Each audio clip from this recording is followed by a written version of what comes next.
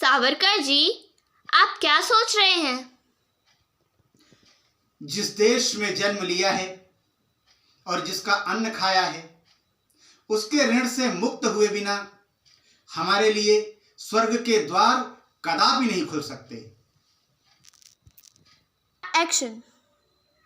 मैं सावरकर ये कहना चाहूँगा कि यदि कोई हिंदू, मुसलमान या ईसाई के द्वारा स्पर्श किया हुआ अन्न खा ले या जल पी ले तो वो भ्रष्ट हो जाता है। यह कल्पना ही वास्तव में एक मूर्खतापूर्ण कल्पना है, क्योंकि धर्म का स्थान पेट न होकर हृदय होता है। और अब हमारे समाज में समाज हितकारी इस विचार क्रांति का दिग्दर्शन होना आवश्यक है। इसलिए अन्य व्यवहार से धर्म नष्ट होता है, यह धारणा उचित नहीं, क्योंकि हिंदू धर्म का निवास स्थान हमारे पेट में न होकर रक्त में है, हृदय में है और हमारी आत्मा में है। देशद्रोहियों की प्रथम पंक्ति में खड़े होने से कहीं अच्छा है कि मैं सावरकर देशभक्तों की अंतिम पंक्ति में खड़ा हूं।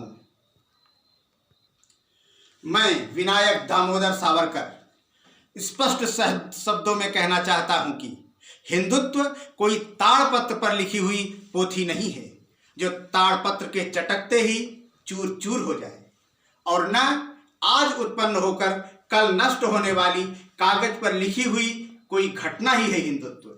हिंदुत्व एक महान जाति का जीवन है। वह सहस्रावधि पुण्यात्माओं, हुतात्माओं, ऋषियों और मुनियों के अथक परिश्रम एवं प्रयत्नों का परिपाक है। हो सकता है कि वह आज उतार पर हो, किंतु फिर भी रत्नाकर है, सुप्त होने पर भी ज्वालामुखी है।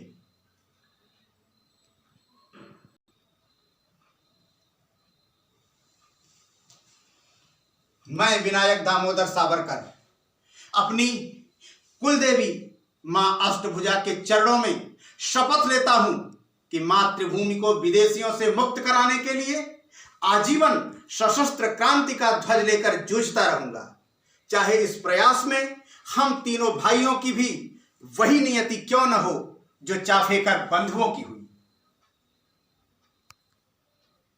देशभक्ति का यह व्रत हमने आंख मूंद कर नहीं लिया है।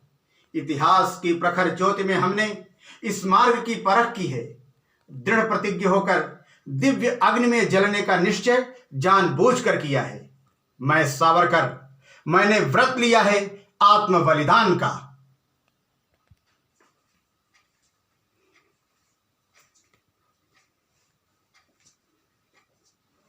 सावरकर जी, आपको काल से भी डर नहीं लगता?